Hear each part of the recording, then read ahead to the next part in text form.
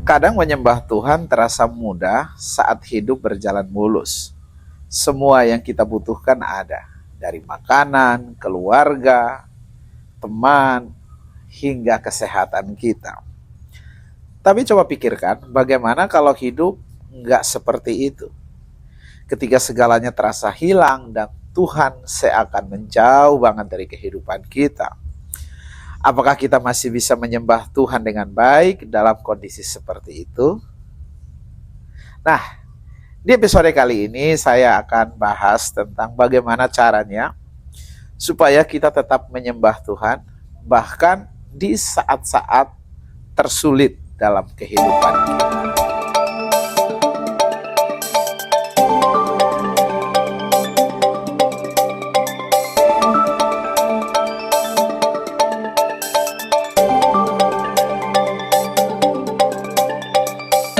Hai teman-teman semua, selamat datang kembali di YouTube channel ini. Doa dan harapan saya semoga kalian semua sehat dan selalu baik-baik saja. Nah, hari ini saya akan kembali membahas series ke-14 dari buku The Purpose Driven Life ini. Nah, buat kalian yang belum tahu, buku ini ditulis oleh Rick Warren. Dan buku ini adalah salah satu buku pertama yang saya bahas dalam YouTube channel ini. Buku ini berisi 40 series atau 40 bab. Nah, saya sudah membahas series yang pertama sampai series yang ke-13.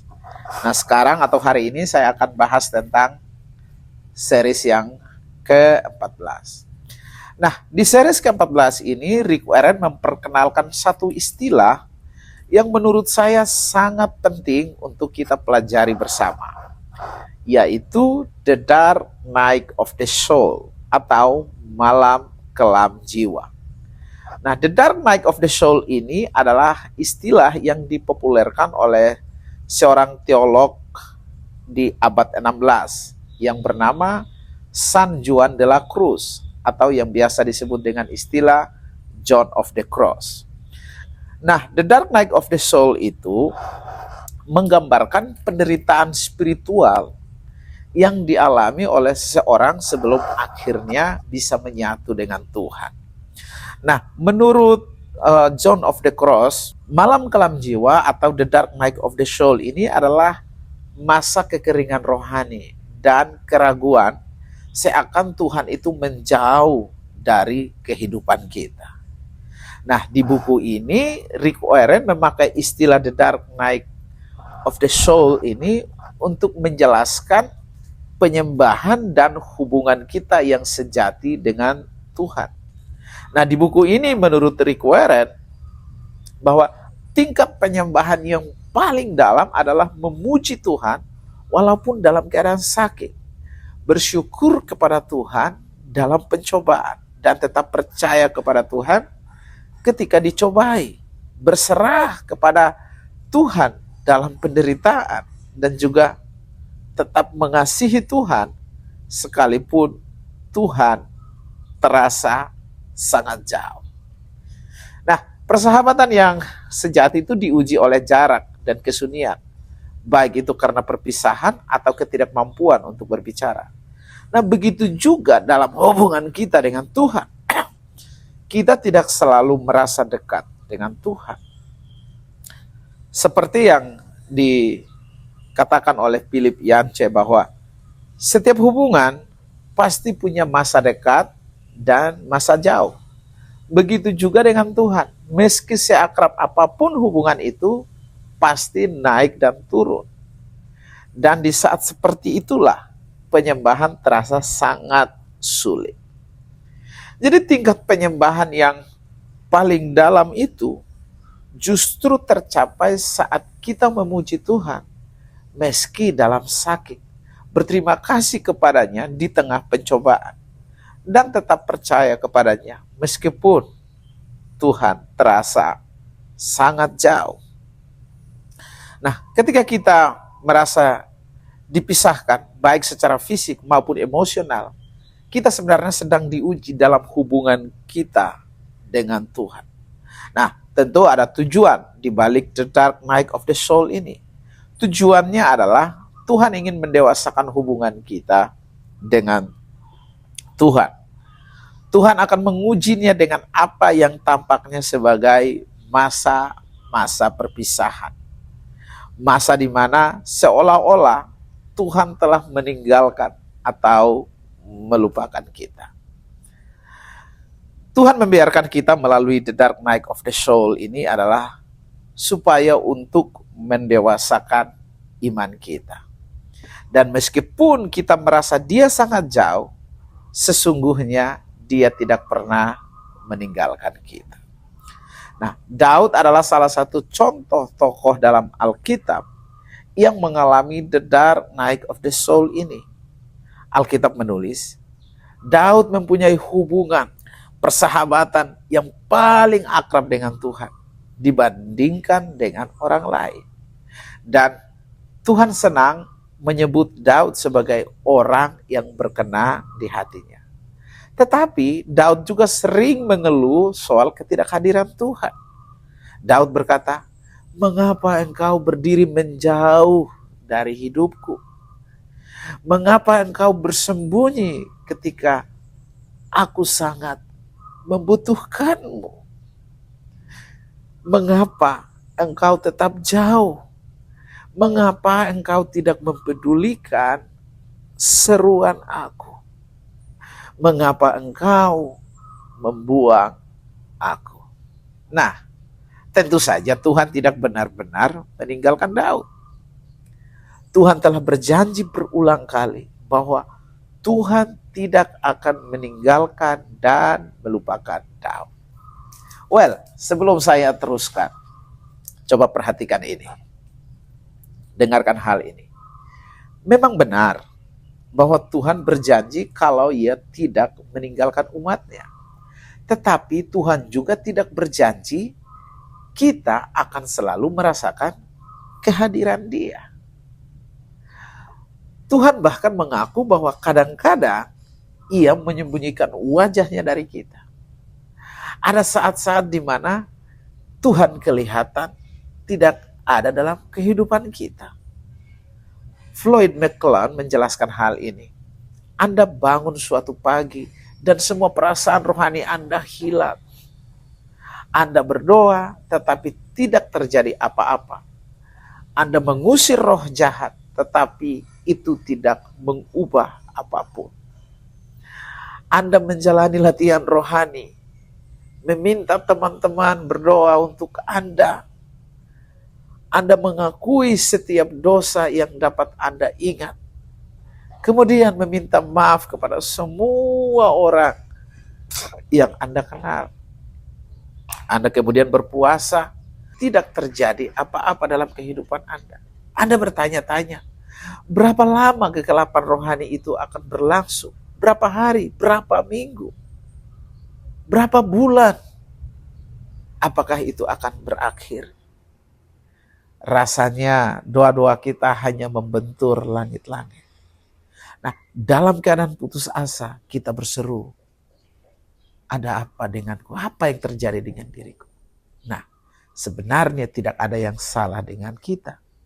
Itu adalah bagian yang normal dan ujian untuk mendewasakan persahabatan kita dengan Tuhan.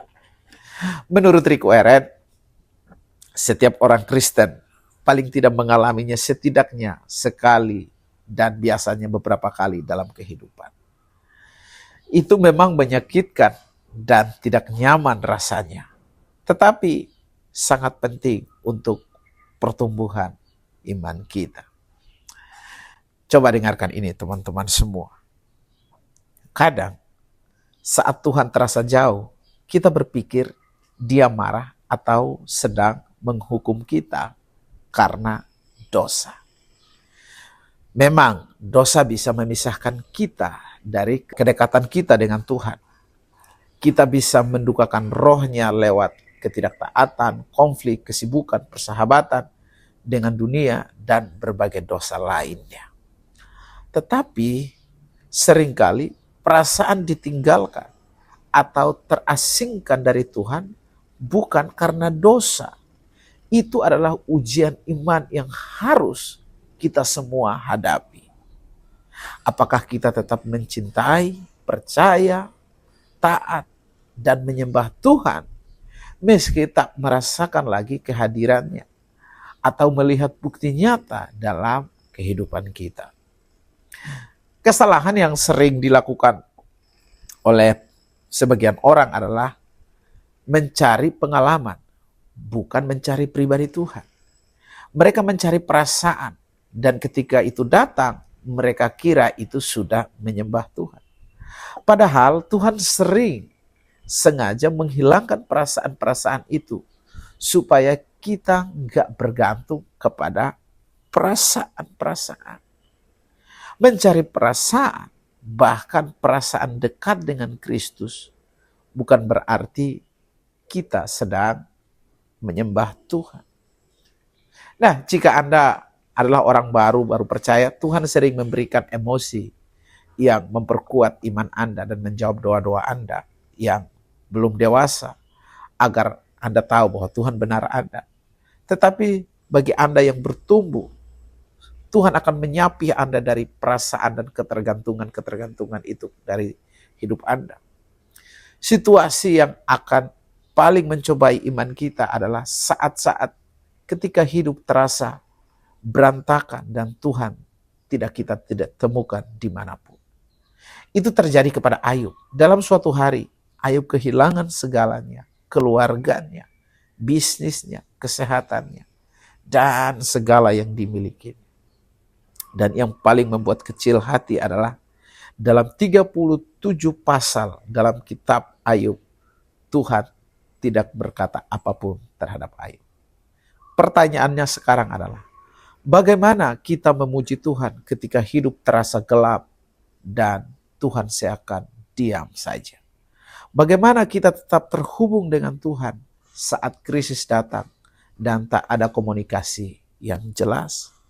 Bagaimana kita bisa terus melihat kepada Yesus meski mata kita dipenuhi air mata? Ini adalah pertanyaan yang menguji iman kita tentang kesetiaan kepadanya. Bahkan ketika segalanya terasa hilang dan kita merasa jauh dari Tuhan. Dalam buku ini, Rick Warren mengusulkan 4 langkah praktis yang harus kita lakukan ketika Tuhan seakan jauh dari hidup kita. Yang pertama adalah katakan kepada Tuhan apa yang kita rasakan. Curahkan semua isi hati kita kepada Tuhan. Jangan tahan emosi yang ada dan keluarkan semua kesedihan, keraguan, dan keluh kesah kita. Ayub melakukan hal itu ketika ia berkata, "Aku tidak akan menahan mulutku. Aku akan berbicara dalam kesesakan jiwaku, mengeluh dalam kepedihan hatiku." Ayub itu mengungkapkan kesedihannya saat Tuhan terasa jauh, bahkan dalam kebingungannya.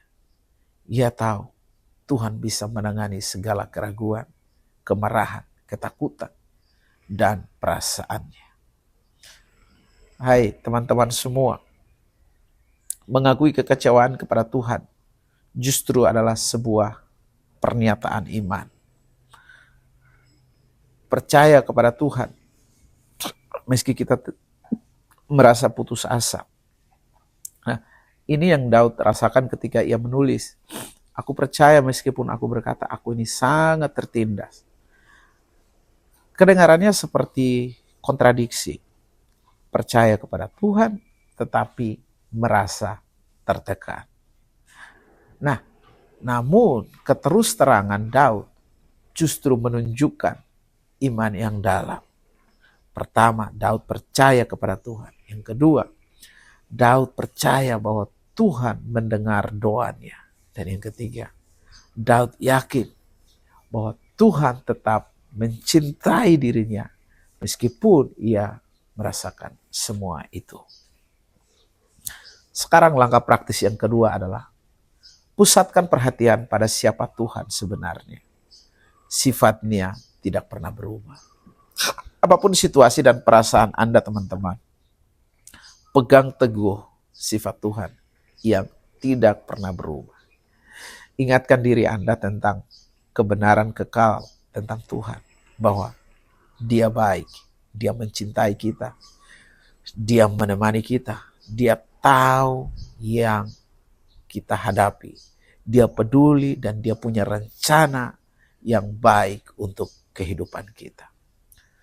Seperti yang dikatakan oleh Raymond Edman, jangan pernah ragu dalam kegelapan tentang apa yang Tuhan nyatakan dalam terang.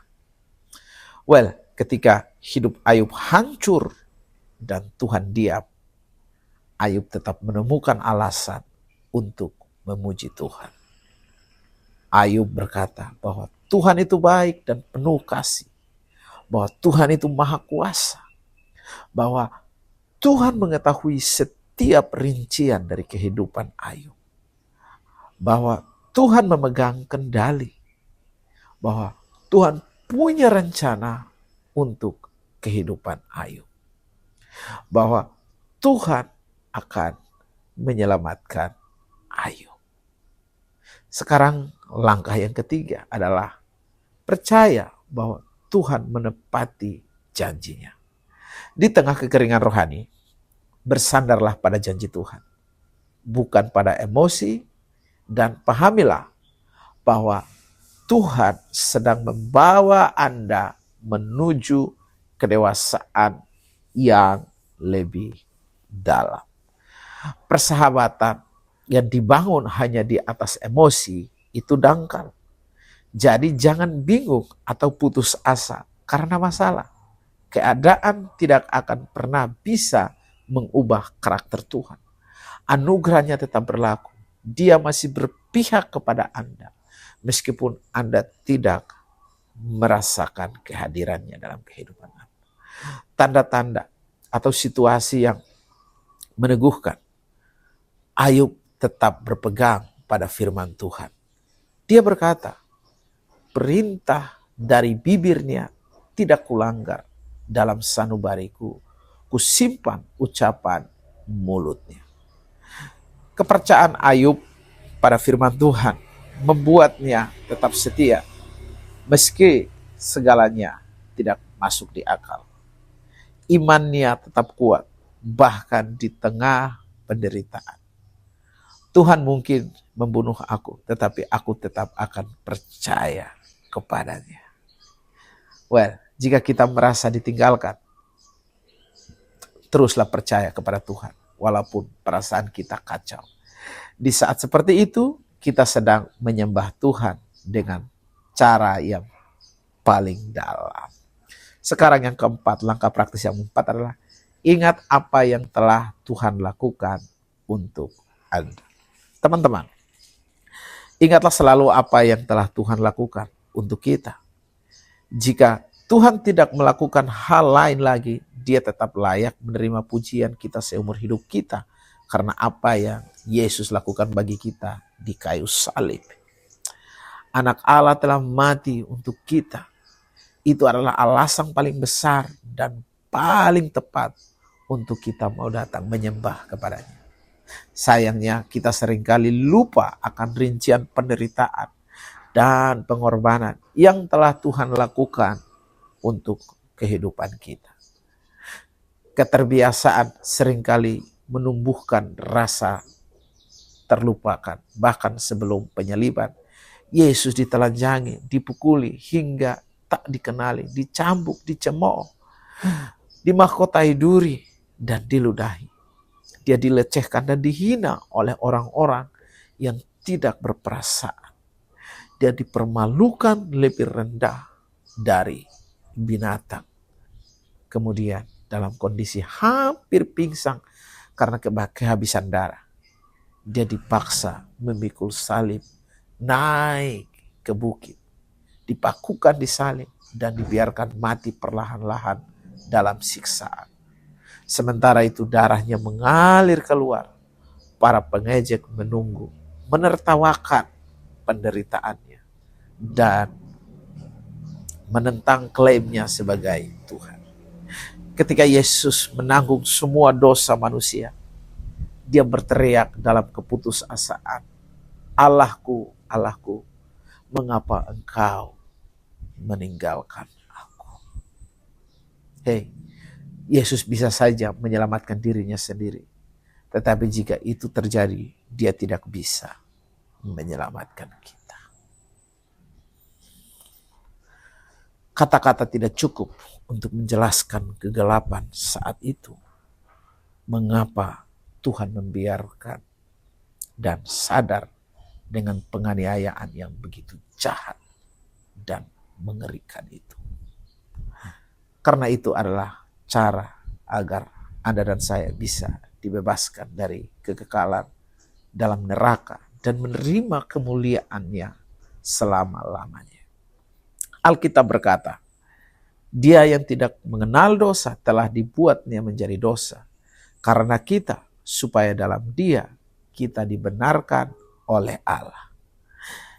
Yesus menyerahkan segalanya agar kita bisa menerima semuanya, dan dia mati agar kita bisa hidup selamanya. Itulah alasan yang membuat dia layak untuk menerima pujian dan ucapan terima kasih kita sekarang dan selamanya. Jangan lagi bertanya-tanya untuk apa Anda bersyukur. Tuhan Yesus memberkati. Sampai jumpa di sesi-sesi selanjutnya.